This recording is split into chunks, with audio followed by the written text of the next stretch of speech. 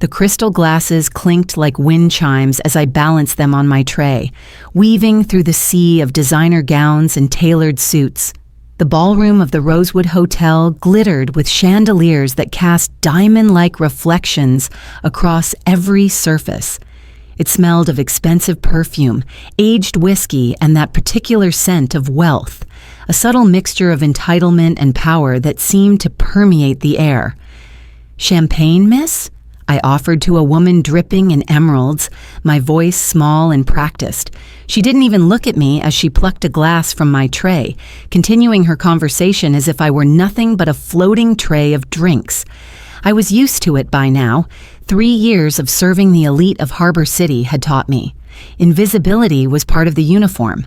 My black polyester dress clung uncomfortably in the humid ballroom, a stark contrast to the flowing silks and satins surrounding me. My feet already ached in the mandatory heels, and we were only 2 hours into the 8-hour charity gala.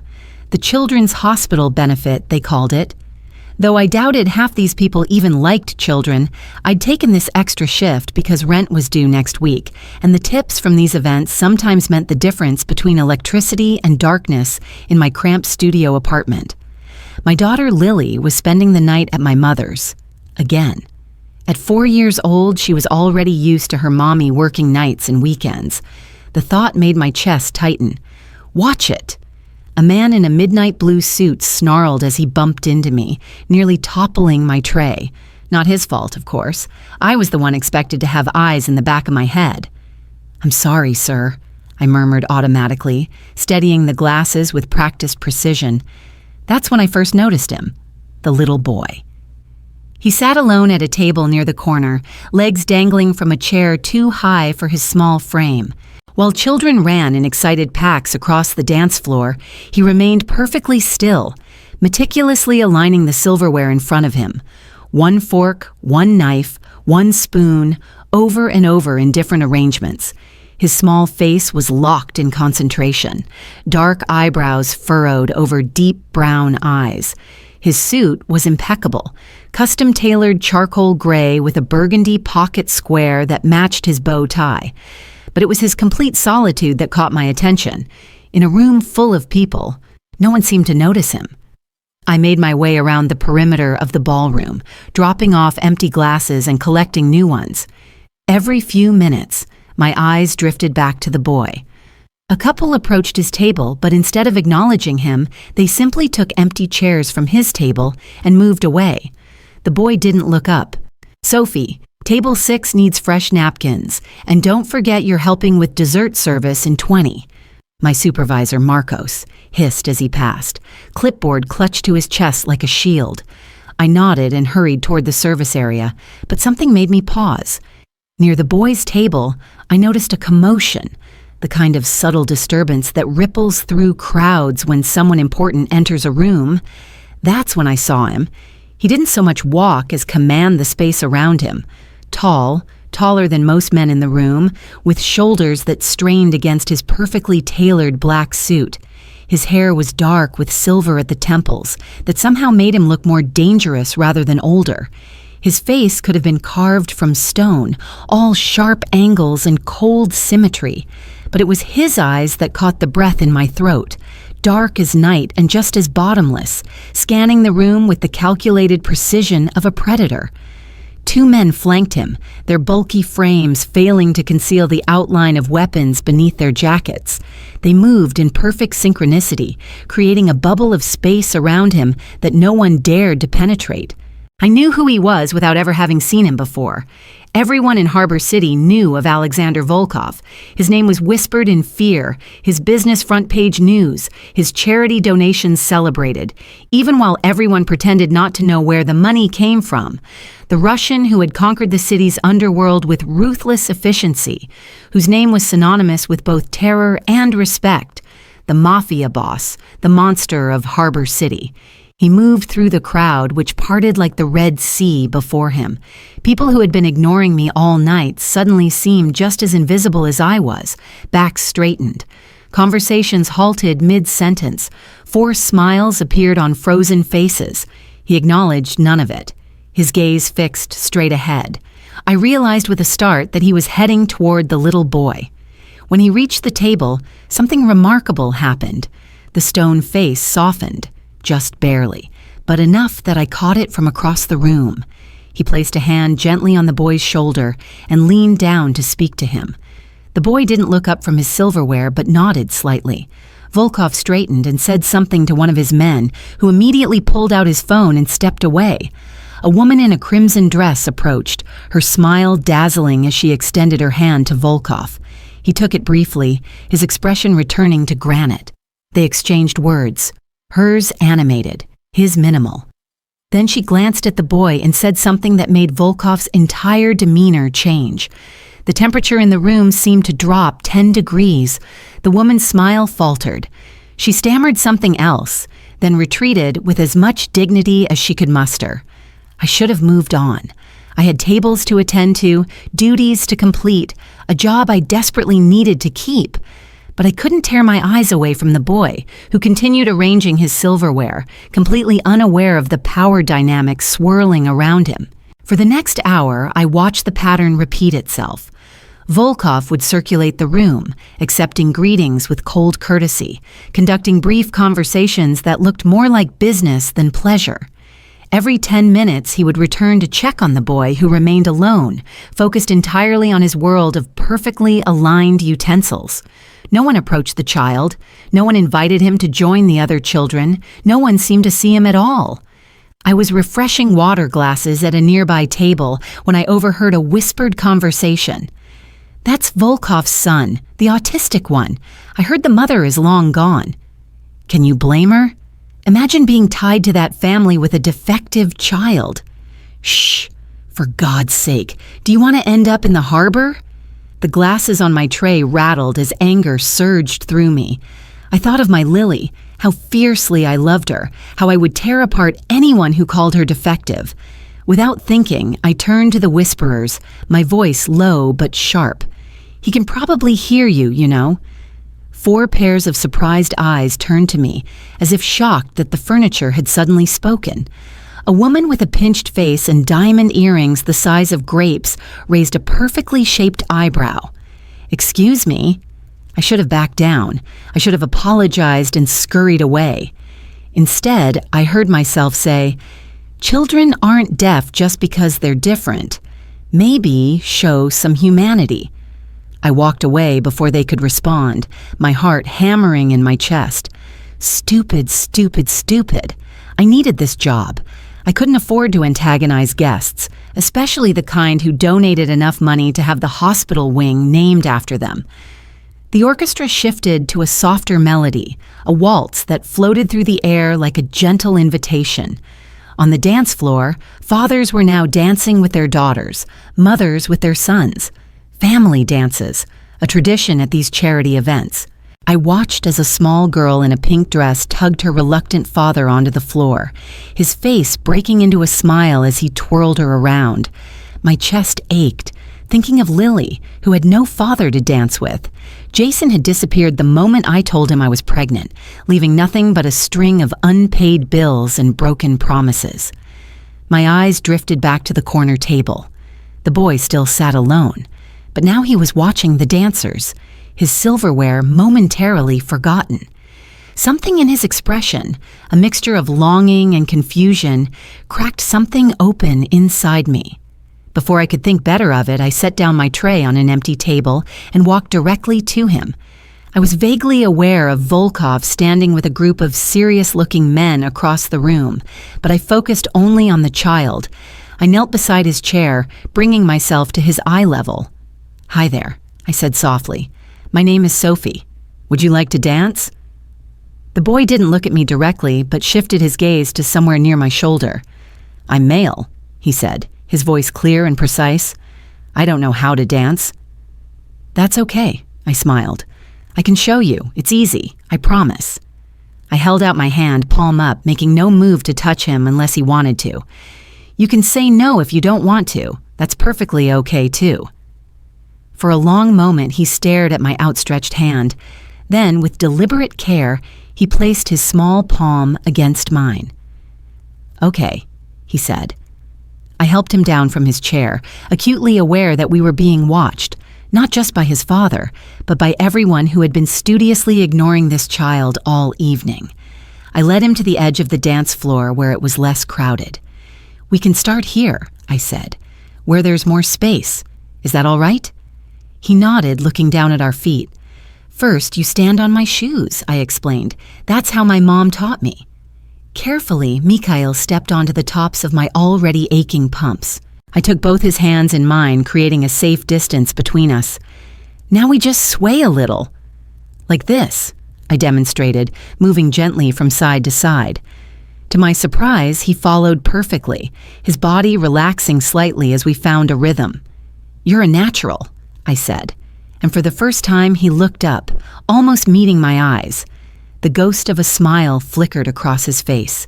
We moved slowly at the edge of the dance floor, a waitress in a cheap uniform and a little boy in a perfect suit. I hummed along with the music, and after a few minutes he began to hum too, matching my tune with perfect pitch.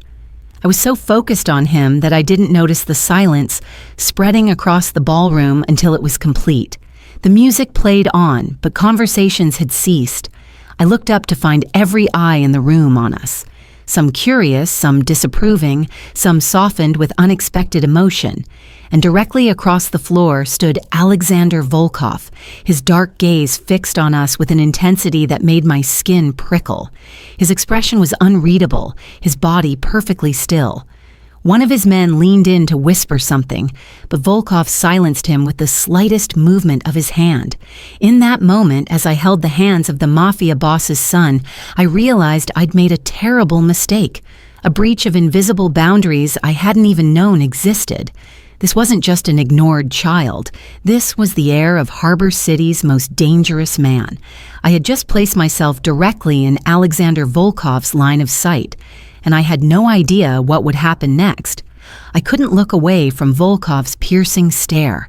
His eyes held mine across the dance floor, dark and unfathomable as a midnight ocean. My pulse quickened, and I had the irrational urge to scoop up Mikhail and run. Instead, I forced myself to continue our gentle swaying, pretending I didn't feel the weight of his father's attention like physical pressure against my skin. 1, 2, 3, 1, 2, 3, I whispered to Mikhail, who was still standing on my shoes, his small hands warm in mine. He repeated the count under his breath, perfectly in rhythm. When I finally gathered the courage to look up again, Volkov was moving toward us. He didn't rush. Men like him never needed to hurry, but each purposeful step closed the distance between us with terrifying inevitability. The crowd melted away from his path without him having to say a word. "Dad's coming," Mikhail said matter-of-factly without turning around. His perfect posture didn't change, but I felt his hands tighten slightly in mine. "Is that okay?" I asked softly. He nodded, still counting under his breath. I braced myself as Volkov reached us, expecting, what? A harsh reprimand? A cold dismissal? Security dragging me away?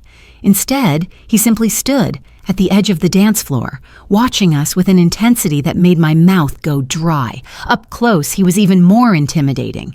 A scar ran along his jaw, pale against his olive skin, the kind of mark left by something sharp and unforgiving.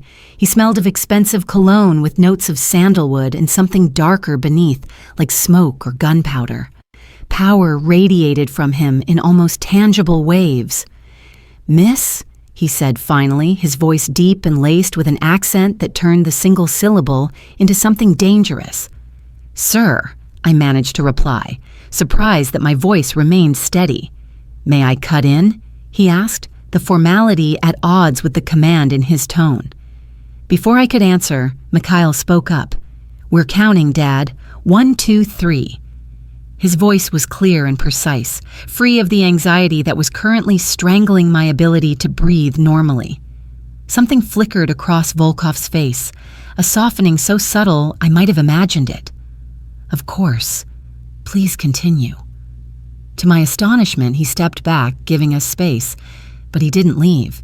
Instead, he stood guard at the perimeter of our little dance, his presence creating an invisible barrier that no one dared approach. The orchestra shifted to a new waltz. This one slightly faster. Mikhail adapted immediately, his counting speeding up to match the tempo. I twirled him carefully, earning a small, surprised sound that might have been delight. "You're doing wonderfully," I told him. "I like dancing," he replied, as if discovering this fact for himself. "The counting makes sense." "It does, doesn't it? Music is just math you can feel." This earned me another almost smile and a thoughtful nod. When the song ended, Mikhail stepped off my shoes and looked up, this time his gaze settling somewhere near my chin, the closest he'd come to eye contact. "Thank you for the dance," he said formally, like a miniature gentleman. "I'd like to go back to my table now." "Of course," I replied, releasing his hands. "It was a pleasure dancing with you, Mikhail." He turned and walked directly to his father, who placed a protective hand on his shoulder. Volkov's eyes never left my face. "Miss," he let the question hang in the air. "Sophie," I supplied, resisting the urge to add, "just Sophie," as if my lack of status needed clarification. "Sophie," he repeated. My name transformed in his mouth into something both beautiful and vaguely threatening. "You will join us." It wasn't a request. His hand moved slightly, and suddenly one of his men was beside me, not touching, but close enough that I understood I was being escorted. Panic fluttered in my chest. "Sir, I'm working. I can't just—" "It's been arranged." He cut me off, already turning toward Mikhail's table, his son walking perfectly in step beside him. I looked desperately around for Marcos and found him across the room, pointedly looking everywhere but at me. Message received. Whatever Alexander Volkov wanted, Alexander Volkov got, even if it was a waitress's time during a busy gala. I followed, acutely aware of the bodyguard at my back and the stairs following our strange procession. My uniform marked me as clearly as a neon sign among the evening gowns, and I fought the urge to tug at the polyester that suddenly felt like sandpaper against my skin. At the table, Volkov pulled out a chair for me, an oddly gentlemanly gesture from a man who I'd heard had once controlled half the drug trade along the eastern seaboard. I perched on the edge, hands folded in my lap to hide their trembling. Mikhail immediately returned to arranging his silverware, but now he was humming the waltz under his breath, his small fingers working with methodical precision. "You dance well," Volkov said, his dark eyes studying me with unnerving intensity. "Thank you," I managed. "My mother taught me." "And where did you learn to see my son when everyone else chooses blindness?" The directness of the question caught me off guard. I glanced at Mikhail, who appeared absorbed in his task but was tilting his head slightly toward our conversation. I have a daughter," I said softly. "She's 4. Children should never be invisible." Something dangerous flashed in Volkov's eyes. Yet in rooms like this, certain children remain unseen, unless they are perfect accessories for their perfect parents. The bitterness in his voice was so raw it startled me. For a moment, the feared Mafia Boss disappeared, replaced by something I recognized all too well, a parent's fierce protectiveness. "Mikhail likes the silverware," I observed, changing the subject. "The patterns, right?" Volkov's gaze sharpened. "Yes, he finds comfort in order." "My Lily has a collection of purple things," I said, smiling at the memory. "Everything must be purple and arranged just so. She can tell if I've moved even one tiny bead." For a moment, silence stretched between us. Then Mikhail looked up, his eyes focused somewhere above my shoulder. "Purple is opposite of yellow on the color wheel," he stated. "It's made of red and blue. Primary colors make secondary colors when mixed." "That's exactly right," I said, impressed. "You know a lot about colors." "I read the encyclopedia," he replied matter-of-factly. "I'm on volume P now." Despite the tension coiling in my stomach, I couldn't help but smile. "That's amazing. I bet you know all kinds of interesting things." "I do," he agreed without a hint of boasting. "Dad, can Sophie come to the library with us? I want to show her my books." I froze, my smile faltering. Volkov's expression remained unreadable. but I felt the weight of his assessment like a physical touch. Perhaps another time, Mikhail. It's getting late, and I'm sure Sophie has other obligations. Relief flooded through me, followed immediately by guilt at the slight droop of Mikhail's shoulders. Before I could think better of it, I heard myself say, "I'd love to see your books someday, if your dad thinks it's okay." The words hung in the air between us, and I mentally cursed my loose tongue. You don't make casual plans with the child of Harbor City's most notorious criminal. You especially don't put him in a position where he has to refuse his son in public. To my surprise, Volkov's lips curved in what might have been the ghost of a smile. "We shall see." One of his men approached, bending to whisper in his ear. Volkov's expression hardened instantly, his jaw tightening as he gave a sharp nod. "We must leave," he announced, standing with fluid grace. "Mikhail, it's time to go." The boy looked up, his face suddenly anxious. "But it's only 9:17. You said we would stay until 10. I saw Volkov's internal struggle play across his face, the need to depart warring with his son's distress at the disrupted schedule. "Something has come up, son," he said, his voice gentler than I would have believed possible. "Anton will take you home in the first car. I'll follow shortly." Mikhail's breathing quickened. "That's not the plan. That's not what you said." I recognized the signs of approaching distress, the rigid posture, the slightly rocking motion, the increasingly frantic tone. Without thinking, I reached into my apron pocket and pulled out my secret weapon, a small stress ball shaped like a star that I carried for my own anxiety. "Mikhail," I said softly, placing it on the table near his hand, not forcing it on him. "This helps me when things change unexpectedly. You can squeeze it or roll it between your fingers. Would you like to try?" He stared at the star, his breathing still rapid but his attention captured. After a moment's hesitation, he picked it up, pressing it between his palms. "It's squishy," he observed, some of the tension leaving his small frame. "Yes, and it always returns to its shape, no matter how much you squeeze it. Kinda magical, isn't it?" His fingers worked the star methodically, and gradually his breathing slowed. Volkov watched this exchange with an expression I couldn't decipher, something between surprise and calculation. "You can keep it if you like," I offered. "I have others at home." "Thank you," Mikhail said formally. He turned to his father, the star clutched in his hand. "I'm ready now." Volkov placed his hand on his son's shoulder, but his eyes were fixed on me. "You have my gratitude," he said, each word precise and weighted. It should have been a dismissal. I should have nodded politely and returned to my duties. Instead, I found myself asking, "Will he be all right?" Something dangerous flickered in Volkov's eyes, a reminder of exactly who I was addressing. "My son is always taken care of, Miss Sophie." His voice carried a warning I felt in my bones. Always. With that, he guided Mikhail away from the table. The boy clutched the stress star in one hand, his other firmly in his father's grasp. As they walked toward the exit, a path cleared before them, no one daring to impede their progress. I exhaled slowly, only then realizing I'd been holding my breath. Whatever strange interlude I'd just experienced was over. Time to return to reality, to water glasses and champagne trays, and the desperate need to keep this job. I stood, smoothing my uniform, and turned, only to find one of Volkov's men blocking my path. He was mountain-shaped, with a neck as thick as my thigh and hands that looked capable of snapping bones without effort. "Mr. Volkov would like your contact information," he stated flatly. Fear spiked through me. "My what? Why?"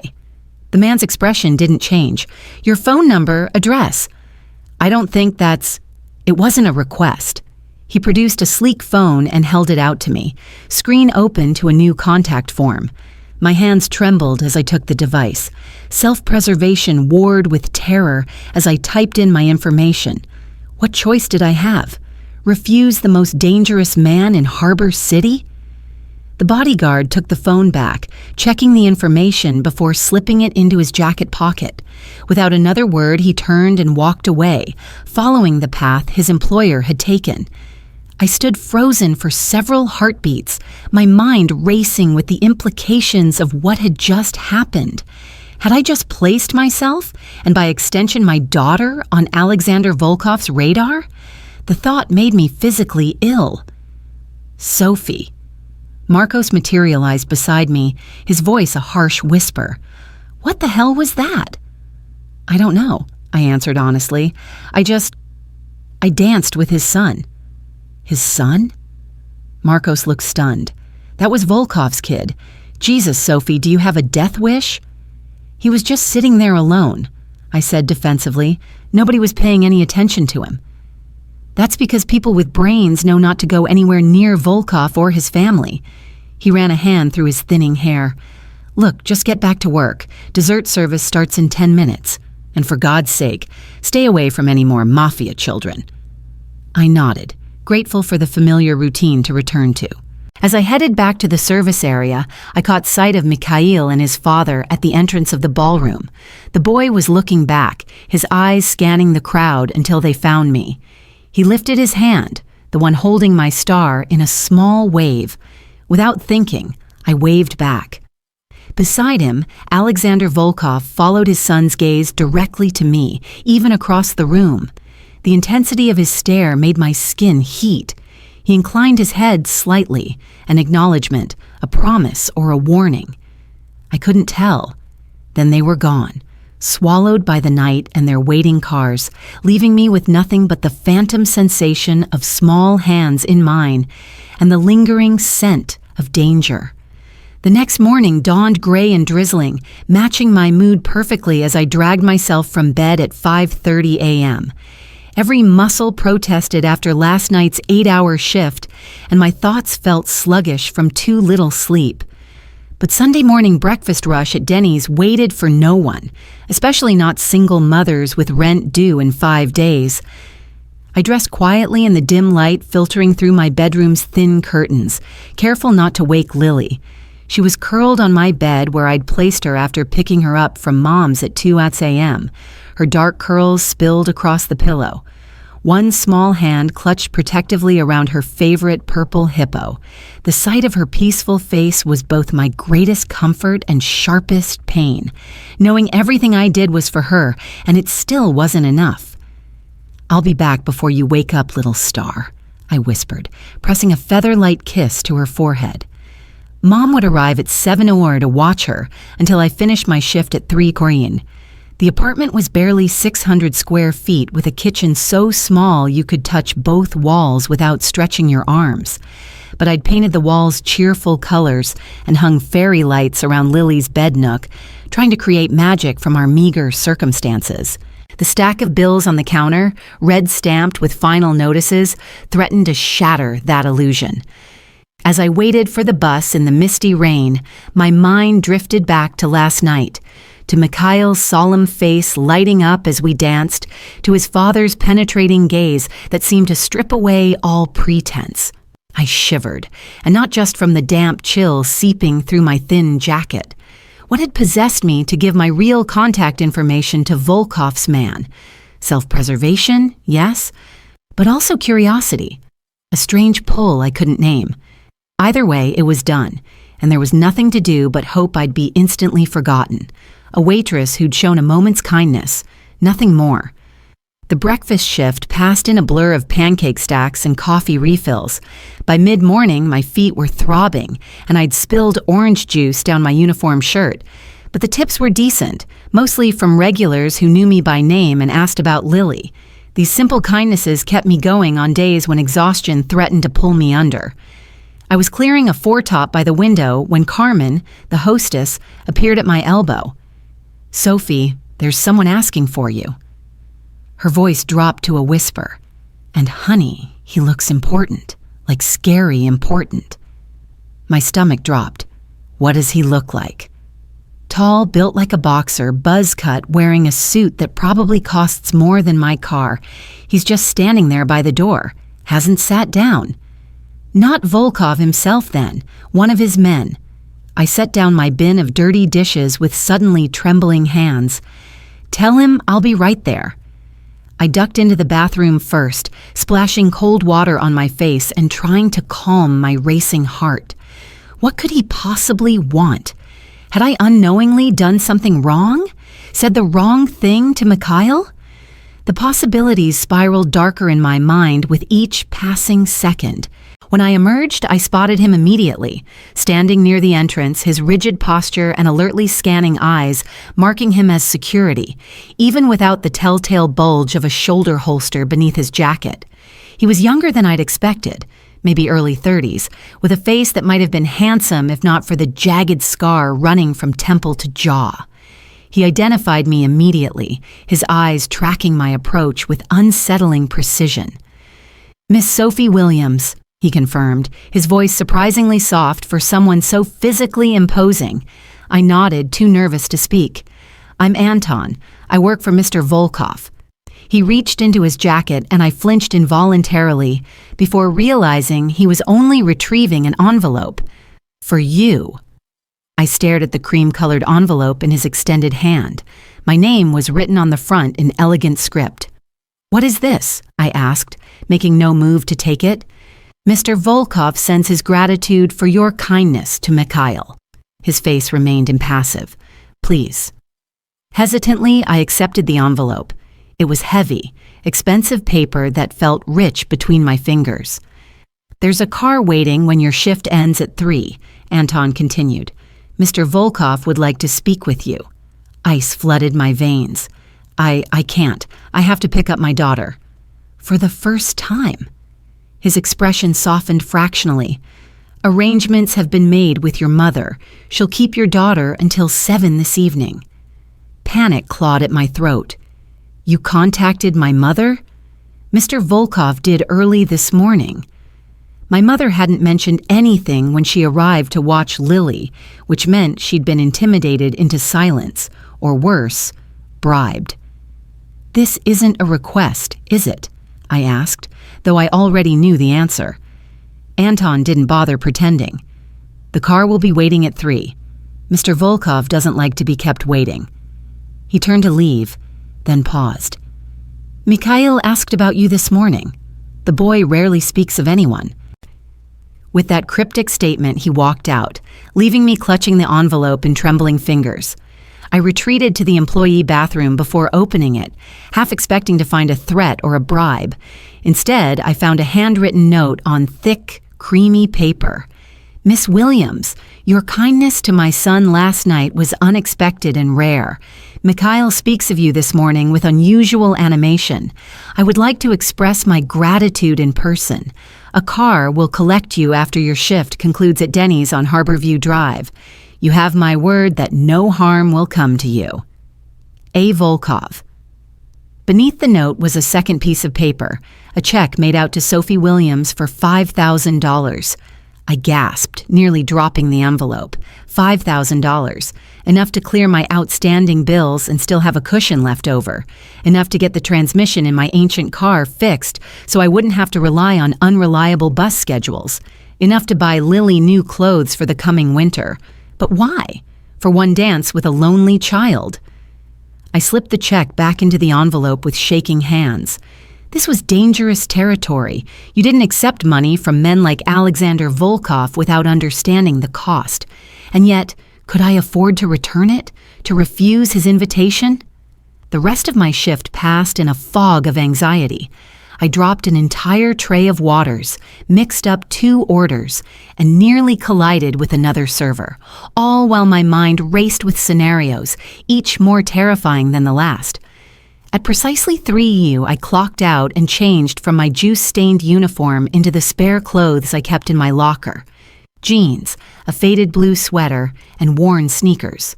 Hardly appropriate attire for meeting a man who probably wore suits to bed, but it was all I had. As promised, a sleek black Mercedes waited at the curb outside Denny's. Anton stood beside it, opening the rear door as I approached. The parking lot suddenly felt exposed, and I was acutely aware of my coworkers watching through the windows. "Where are we going?" I asked, hesitating at the car door. Mr. Volkov's residence, Anton replied. It's about 40 minutes from here. I thought of Lily safely with my mother until 7. And I'll be back in time to pick up my daughter? You have my employer's word. His employer's word. The word of a man who'd built an empire on violence and fear. And yet I found myself believing him, perhaps because I had no choice. I slid into the back seat, sinking into buttery leather softer than anything I'd ever touched. The car smelled of expensive cologne and new leather, and the privacy partition was already raised, separating me from the driver. Anton took the front passenger seat, and we pulled away from the curb. I clutched my purse in my lap, the envelope with its impossible check safely tucked inside. Through the tinted windows, I watched as Harbor City's familiar streets gave way to increasingly affluent neighborhoods, and finally to the exclusive cliffside properties overlooking the bay. The car turned onto a private drive flanked by tall iron gates that opened silently as we approached. Ancient oaks created a natural canopy overhead, their branches filtering the afternoon sunlight into dappled patterns across the winding driveway. My anxiety mounted with each curve until finally the trees parted to reveal a sprawling stone mansion set against the dramatic backdrop of the bay. It was beautiful in a forbidding way, all clean lines and dark stone with massive windows reflecting the gray waters beyond. Armed men patrolled the grounds, their movements casual yet purposeful. Security cameras tracked our approach with silent vigilance. The car circled a fountain before stopping at the front entrance. Anton opened my door, extending a hand to help me out. My legs felt unsteady as I stepped onto the cobblestone drive, the full impact of what I was doing finally hitting me. I was willingly entering the home of Harbor City's most dangerous man. "This way, please," Anton directed, leading me up wide stone steps to massive double doors that opened before we reached them. The entrance hall was cavernous with soaring ceilings and a marble floor that echoed our footsteps. Modern art pieces, stark and probably worth more than I'd earn in a lifetime, adorned the walls. Despite the grandeur, the space felt oddly impersonal, more like a museum than a home. Anton guided me through a series of rooms, each more impressive than the last, until we reached what appeared to be a library. Floor-to-ceiling bookshelves lined the walls, filled with leather-bound volumes. A massive desk dominated one end of the room, while comfortable-looking leather chairs were arranged around a fireplace at the other. "Wait here," Anton instructed. "Mr. Volkov will join you shortly." With that, he left, closing the heavy door behind him with a definitive click. Alone, I drifted to the nearest bookshelf, running my fingers along the spines of books in languages I couldn't identify. Russian, probably, and what might have been German or Dutch. The collection was extensive and eclectic, everything from classical literature to modern physics. "Do you read Russian?" I whirled around, my heart leaping into my throat. Alexander Volkov stood in the doorway watching me with those penetrating dark eyes. He'd exchanged his formal suit for charcoal slacks and a crisp white shirt open at the collar. The more casual attire did nothing to diminish his commanding presence. Up close, without the distraction of the crowded ballroom, I could see the fine lines at the corners of his eyes, the silver threading through his dark hair at the temples. He wasn't young, mid-40s perhaps, but he carried himself with the confidence of a man accustomed to power. "No," I managed, pulling my hand back from the books as if burned. "I'm sorry, I shouldn't have—" He waved away my apology. "Books are meant to be touched, Miss Williams. Otherwise, they are merely decorations." He moved into the room with that same predatory grace I'd noticed at the gala, every movement controlled and deliberate. "Please sit." He gestured to the seating area by the fireplace. I perched on the edge of one of the leather chairs, my back rigid, hands folded tightly in my lap. He took the seat opposite me, regarding me with an intensity that made my skin prickle. "You're afraid," he observed. "Wouldn't you be?" I countered before I could stop myself. To my surprise, a smile ghosted across his face. "Yes, I suppose I would." An uncomfortable silence stretched between us. Finally, I reached into my purse and withdrew the envelope. "I can't accept this," I said, placing it on the coffee table between us. "It's too much." He didn't even glance at the envelope. "It's nothing, not to me." His eyes sharpened with interest. "You're returning it out of pride, then?" "No," I said honestly, "out of self-preservation. I've lived in Harbor City long enough to know that nothing comes without strings attached." "And you believe I would attach strings to gratitude for kindness shown to my son?" The dangerous edge in his voice made me choose my next words carefully. "I believe that in your world, everything has a price. I danced with Mikhail because he's a child who deserved to be seen, not because I wanted anything in return." "A rare perspective," he said, leaning back slightly. "Tell me, Sophie Williams, what do you know about me?" The question felt like a trap. "Only what everyone knows, that you're influential, powerful." A diplomatic answer. His smile didn't reach his eyes. "And yet you approached my son without hesitation, either very brave or very foolish." "I didn't know who he was," I admitted. "Not until later." Would it have mattered? I considered the question seriously. "No, he's a child first, your son second." Something shifted in his expression, a softening so subtle I might have imagined it. He stood abruptly, moving to pour 2 glasses of amber liquid from a crystal decanter on a side table. "Do you know why I asked you here?" he said, his back to me. "To thank me for being kind to Mikhail," I replied, the words feeling inadequate even as I spoke them. He returned, offering me one of the glasses. "That's part of it." I accepted the drink automatically, though I had no intention of consuming alcohol in a situation that required all my wits.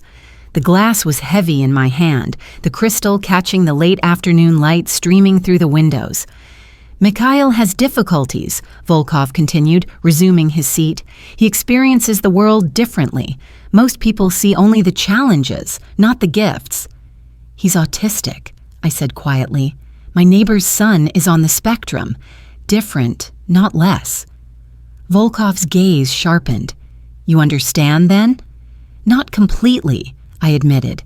"Every child is unique, but I recognize when someone is being excluded because they don't fit neatly into expectations." He studied me over the rim of his glass. "The world can be cruel to those who are different. I have spent years shielding my son from that cruelty, only to watch him being ignored by the very people who smile to my face and accept my donations." The bitterness in his voice was raw and unexpectedly human. I found myself wondering about the woman who had given birth to Mikhail, Volkov's wife or partner, now conspicuously absent. "Where is his mother?" I asked before I could stop myself. His expression hardened instantly. "That is not a topic for discussion." "I'm sorry," I said quickly. "That was inappropriate." He set down his glass with deliberate care.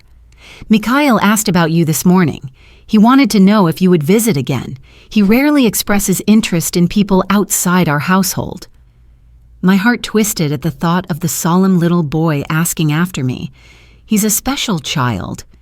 "Yes," Volkov agreed, his voice softening fractionally, "which is why I'm offering you a position." I blinked, certain I'd misheard. A position? As Mikhail's companion, 3 days a week from 4 until 8 in the evening. You would spend time with him, engage in activities he enjoys, perhaps expand his comfort with social situations. Your daughter would be welcome to join you here. I stared at him speechless. "You want to hire me to be friends with your son?" "Not friends," Volkov corrected, his tone precise.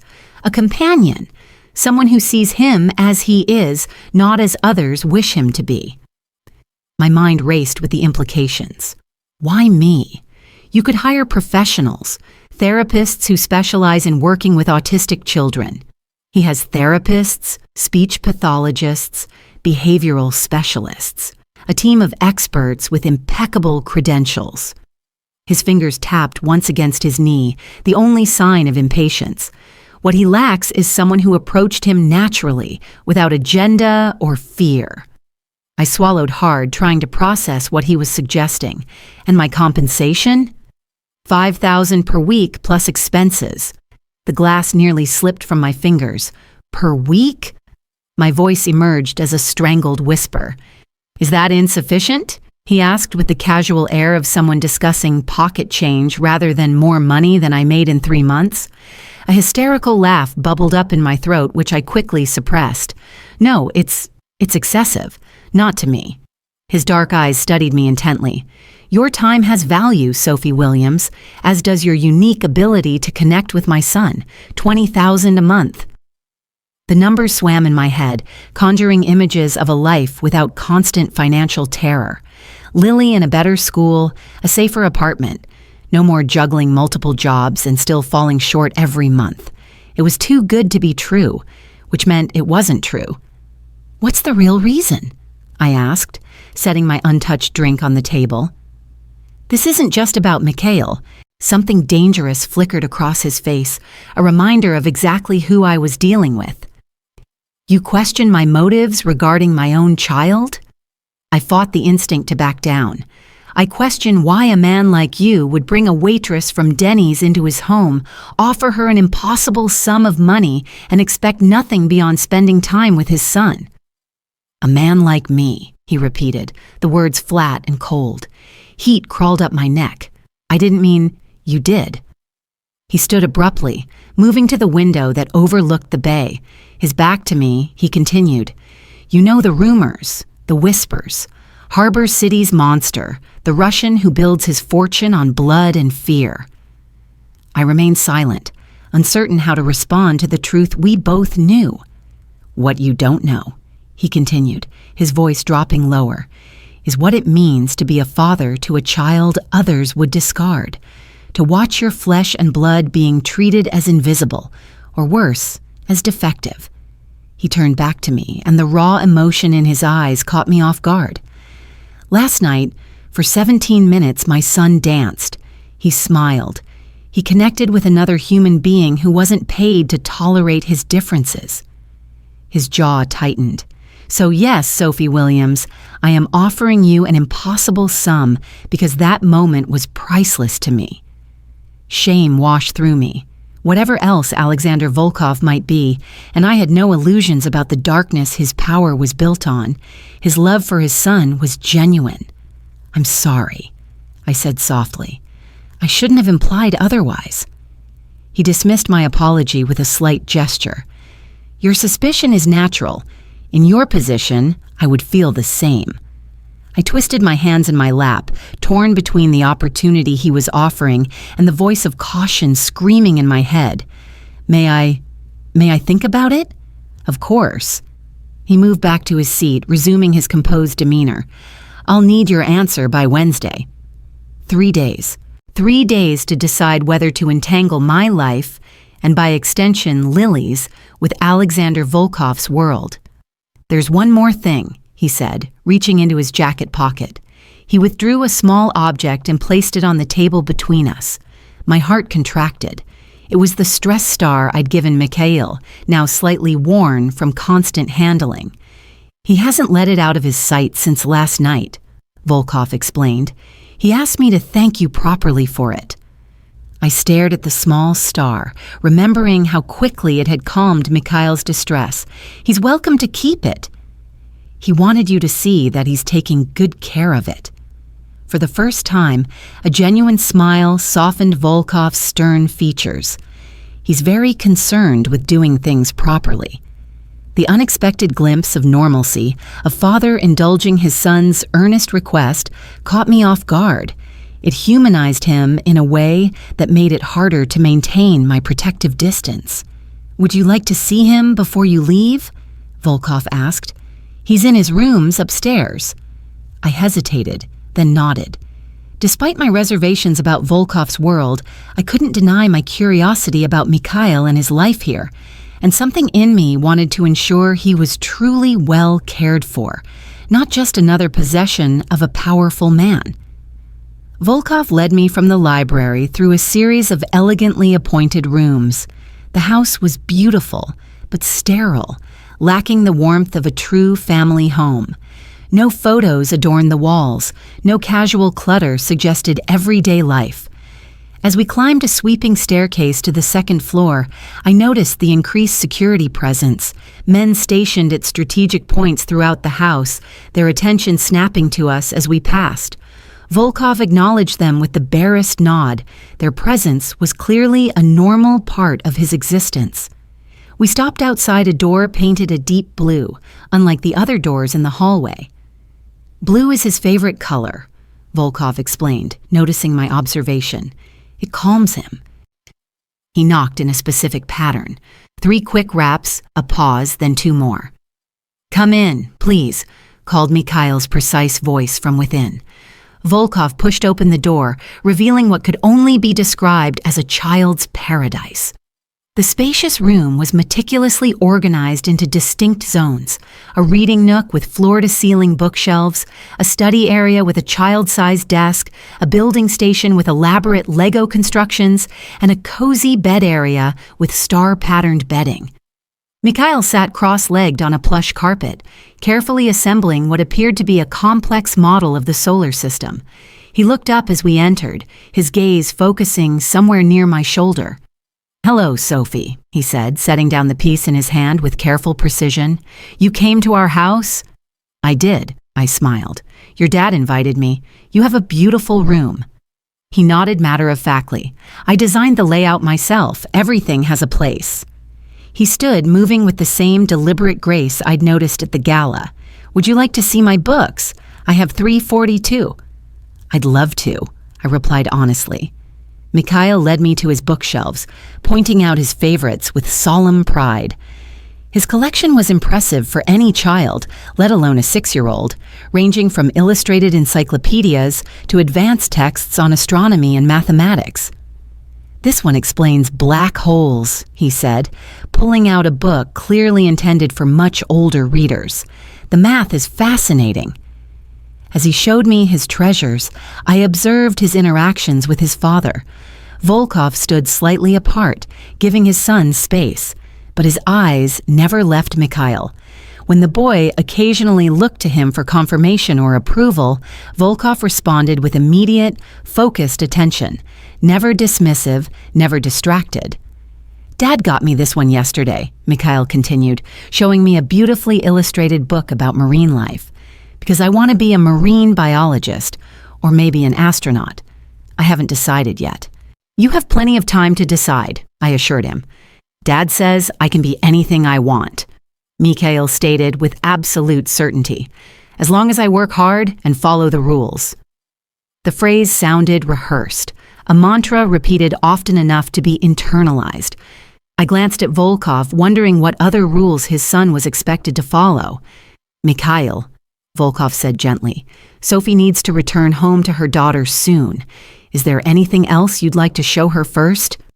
Disappointment flickered across the boy's face, but he nodded in understanding. "Just one more thing."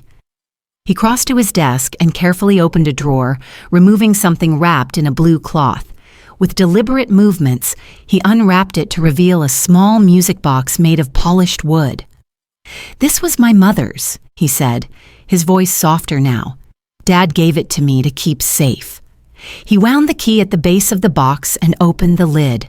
A haunting melody filled the room, something classical that I couldn't identify but found unexpectedly moving. "It's Swan Lake," Mikhail explained. "Mom danced to it when she was young." I felt, rather than saw, Volkov's tension at the mention of Mikhail's mother, but he made no move to interrupt, watching his son with an unreadable expression.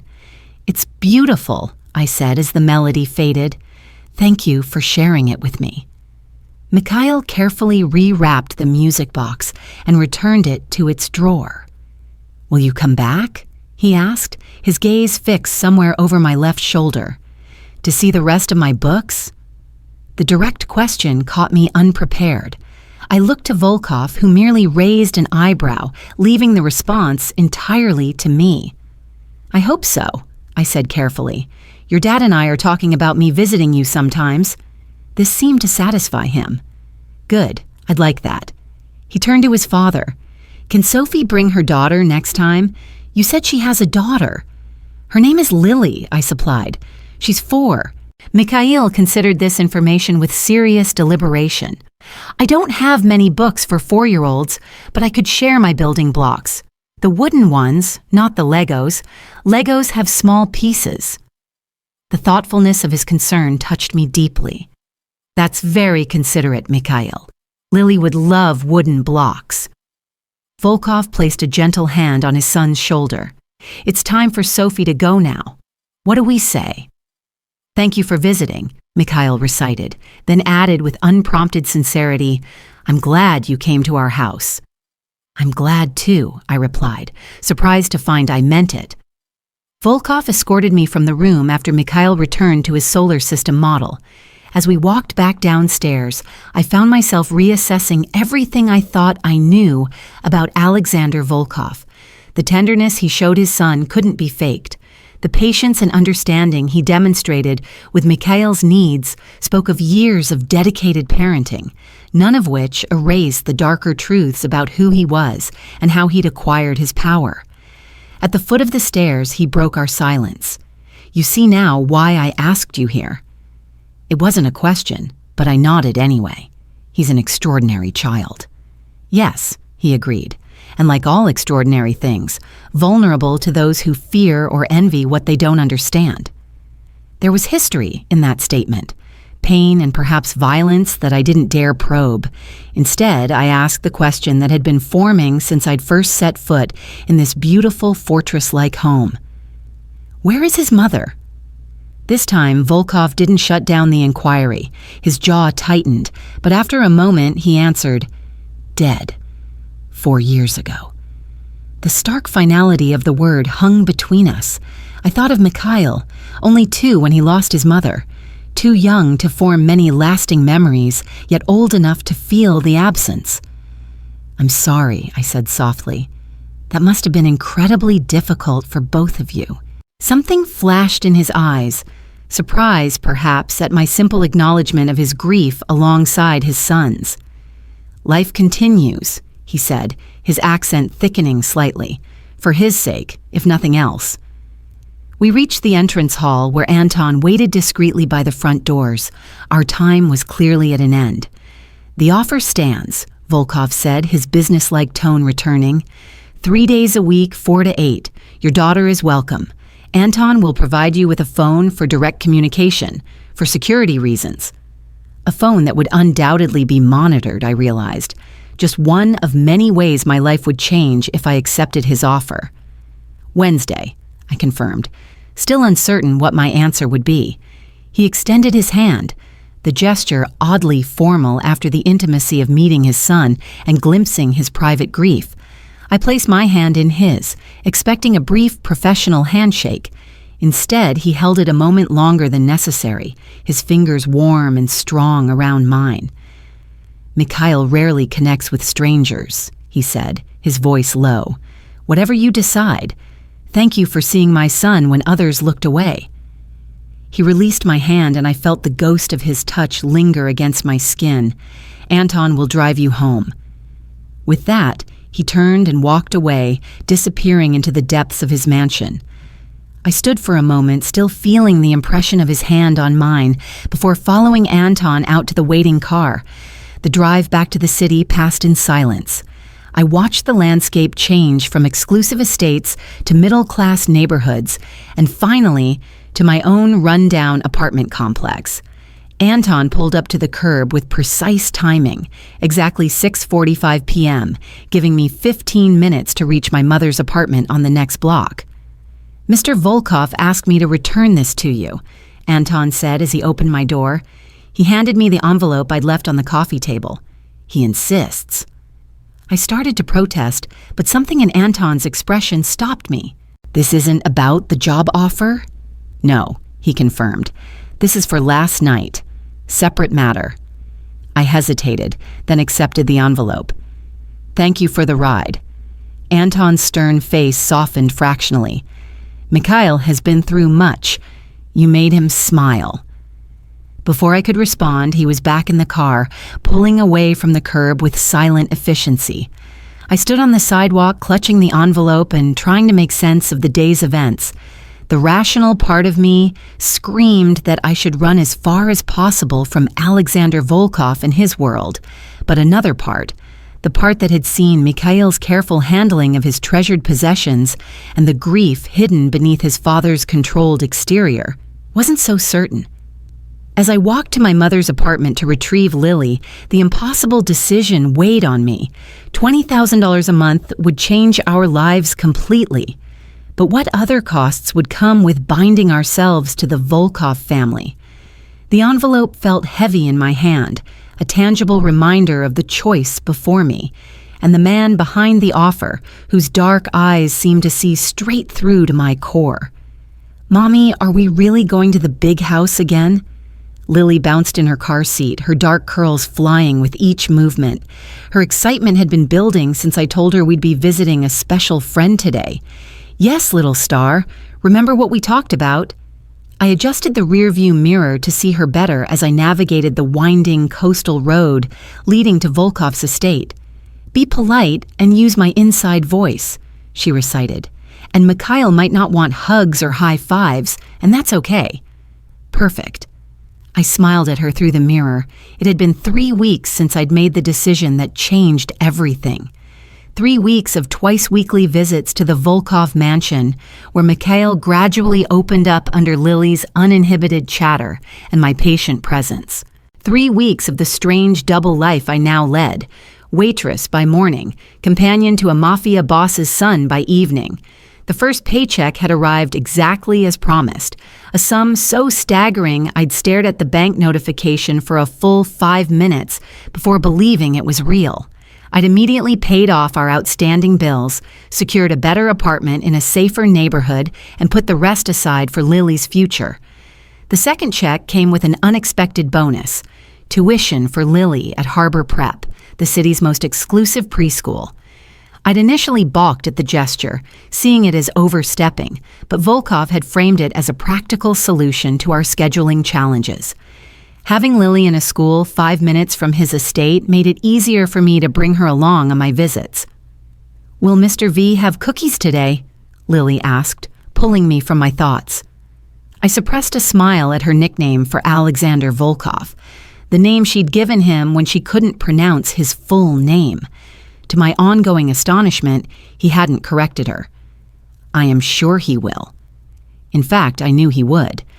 Despite his fearsome reputation, Volkov never failed to have Lily's favorite chocolate chip cookies freshly made for our visits. The gates to the estate opened as we approached, the security team now familiar with my modest Honda. I parked in the circular driveway, helping Lily unbuckle her seatbelt. She immediately reached for the small purple backpack containing treasures she wanted to show Mikhail. Anton greeted us at the front door with a nod that had grown almost warm over the weeks. "They're in the garden room." I followed the now familiar path through the mansion, Lily skipping ahead. With each visit, the house felt less like a museum and more like what it actually was, a home, albeit an extraordinarily luxurious one. The garden room was a recent discovery, a stunning conservatory filled with exotic plants and comfortable seating, offering views of both the meticulously landscaped gardens and the bay beyond. It had quickly become Mikhail's favorite place for our visits, the natural light and organized plant specimens providing both comfort and stimulation for him. "Sophie, Lily," Mikhail's voice called out as we entered. He stood from his position at a small table covered with botanical specimens, careful not to disturb his arrangement. Though he didn't approach for physical contact, his entire demeanor brightened. "You're exactly on time. 4 in 27 seconds. Volkov rose from where he'd been sitting nearby, closing a leather portfolio. "Miss Williams." "Lily." His formal greeting was belied by the warmth in his eyes as he looked at my daughter. "Cook has prepared refreshments." "Cookies?" Lily asked hopefully, already eyeing the covered tray on a side table. The corner of Volkov's mouth twitched, the closest he came to smiling in casual conversation. "Perhaps after activities," I reminded Lily gently. "What are you working on today, Mikhail?" "Plant classifications," he explained, leading us back to his table. "Dad brought specimens from the greenhouse. I'm organizing them by family, genus, and species. While Mikhail solemnly showed Lily his categorization system, I found myself standing beside Volkov, watching our children interact.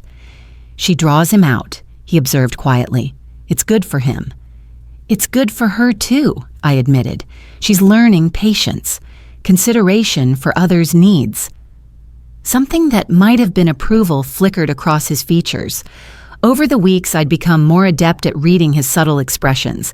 The slight tension around his eyes when concerned, the barely perceptible softening of his mouth when pleased.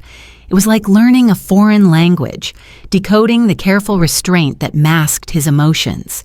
There's something we need to discuss, he said, his voice pitched low enough that the children couldn't hear. Later. Uneasiness flickered through me. Despite the comfortable routine we'd established, I never forgot who Alexander Volkov was, what he did when he wasn't being a devoted father or unexpectedly thoughtful employer. The world he inhabited remained largely invisible during our visits, but occasionally reality intruded in the form of urgent calls, grim-faced men delivering messages, or discussions that stopped abruptly when I entered a room. I nodded, pushing my concern aside to focus on the children.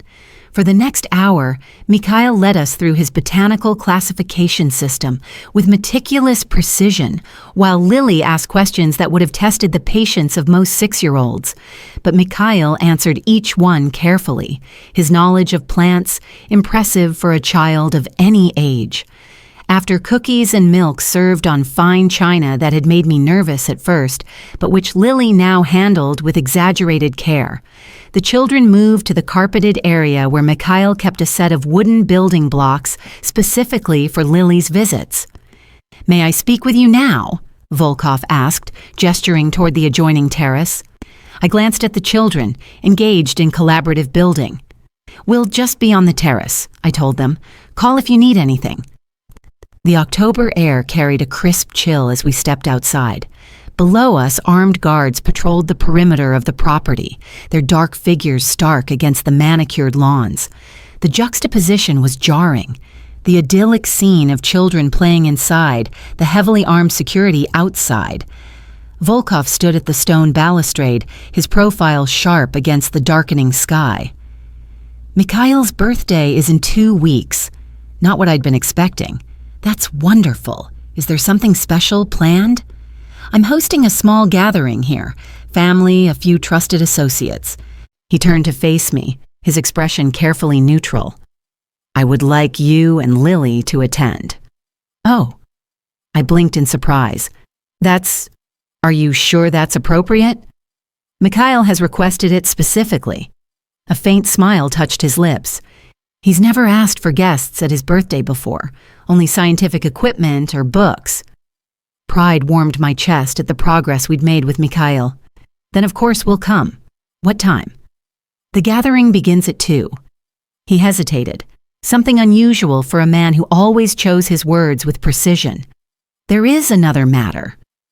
The serious tone in his voice set off warning bells. "What is it?" "There has been a situation, nothing that concerns you directly, but precautions are necessary." His jaw tightened. "Additional security measures have been implemented around the estate. You may notice more personnel during your visits." "A situation?" I repeated carefully. "Is Mikhail in danger?" "No." His answer was immediate and firm. "I would never allow that." The unspoken implication hung heavy in the air, that he would eliminate any threat to his son by whatever means necessary. It was a stark reminder of exactly who I was working for. "Should I be concerned?" I asked directly. His dark eyes studied me, weighing something in his mind. "No, but it would be prudent for you to accept a security detail for the next few weeks, for both you and Lily." The suggestion sent ice through my veins. "Security? You mean guards following us?" "Discreetly," he clarified. "They would maintain distance. You would hardly notice their presence, except for the fact that they'd be armed men watching my 4-year-old. I replied, unable to keep the edge from my voice. "Alexander, what's really going on?" His expression sharpened at my use of his first name, something I rarely did.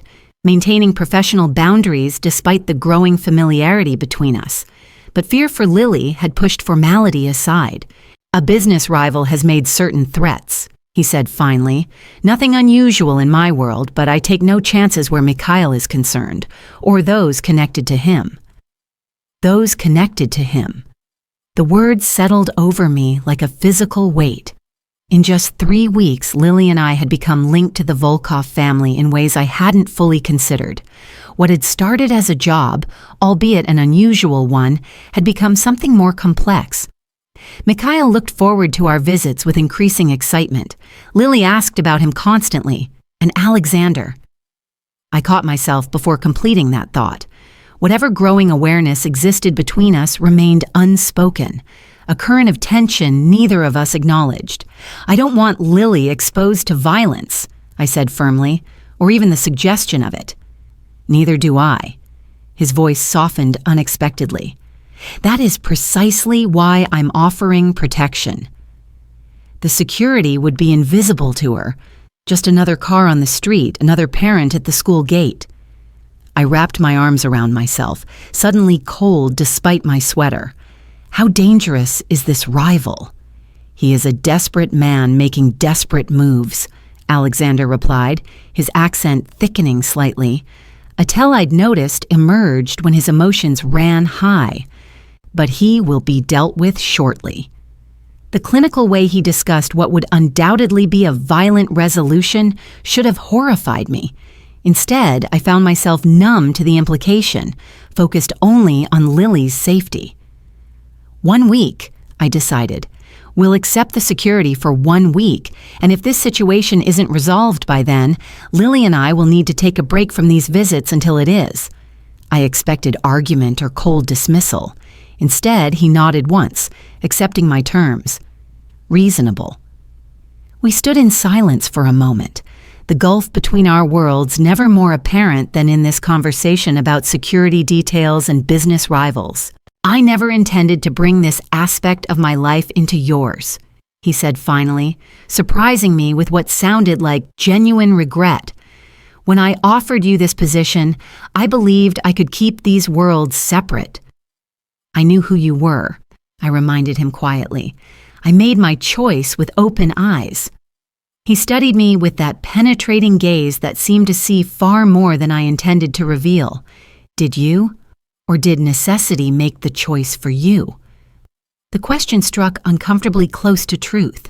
Had I accepted his offer because of Mikhail's need for connection or because of the financial security it offered Lily? Both were true, but increasingly neither felt like the complete answer. Before I could respond, Lily's voice called from inside. "Mommy, Mikhail showed me how to make a perfect symmetrical tower." "Come, sweetheart," I called back, grateful for the interruption. As we turned to go inside, Alexander's hand caught mine briefly, a touch so light it could have been accidental, except for the deliberate pressure of his fingers against my palm. "Thank you," he said simply, "for understanding." The warmth of his touch lingered as we rejoined the children, who proudly displayed their architectural creation. Mikhail launched into a detailed explanation of structural principles, his earlier reserve completely gone as he shared his knowledge with infectious enthusiasm. Watching him, I realized how much he'd changed in just 3 weeks, still preferring order and precision, still most comfortable with facts and systems, but increasingly willing to engage, to share, to connect.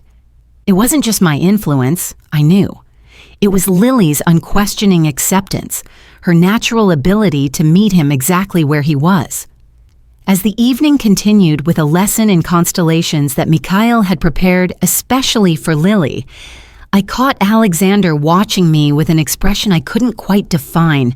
When our eyes met, he didn't look away, holding my gaze with an intensity that sent warmth spreading through my chest. In that moment, I acknowledged the truth I'd been avoiding.